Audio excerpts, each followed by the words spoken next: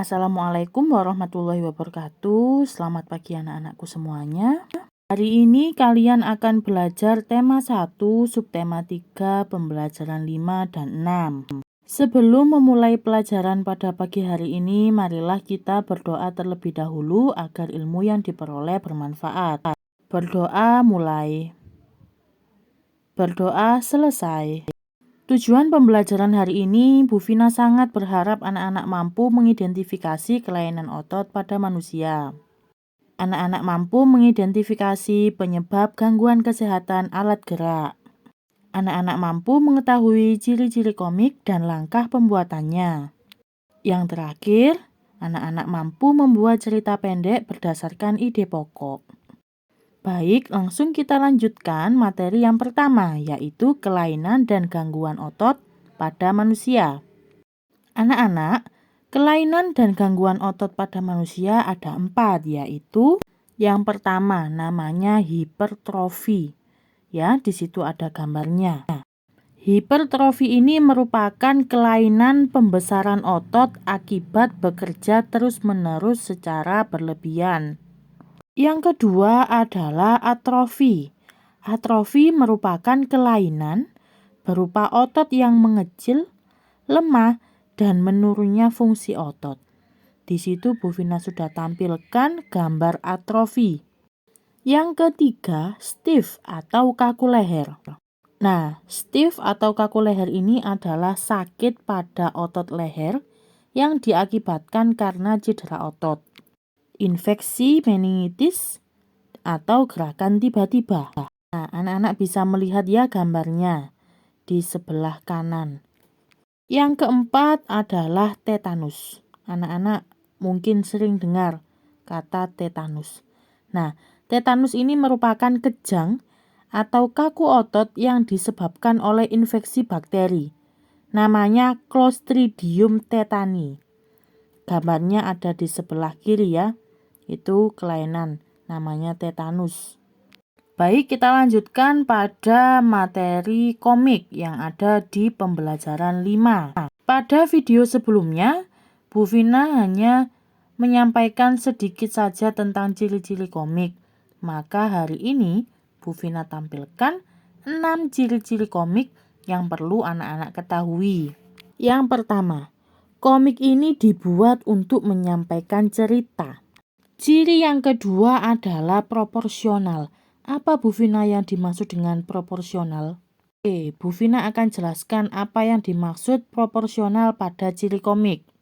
Proporsional yang dimaksud adalah pada saat kalian membaca komik, seolah-olah kalian masuk ke dalam cerita itu. Seolah-olah kalian merasakan sendiri cerita yang ada pada komik. Pada saat membaca komik kalian terbawa suasana. Nah, itu namanya proporsional.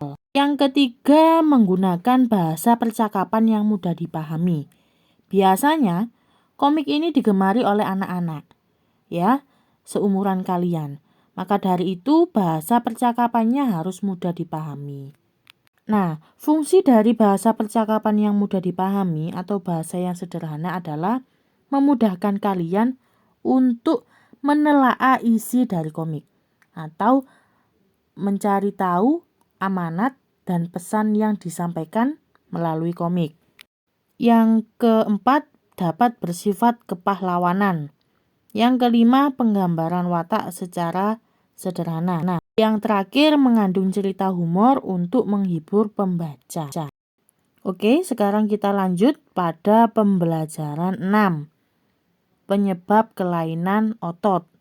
Nah, kelainan atau penyakit pada otot ini umumnya terjadi karena bawaan sejak lahir.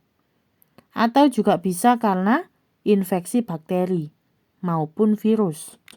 Nah, gangguan kesehatan otot dan tulang juga sering terjadi akibat kebiasaan yang salah.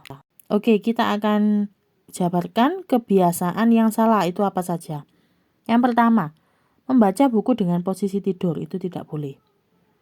Yang kedua, membawa atau memikul beban yang terlalu berat.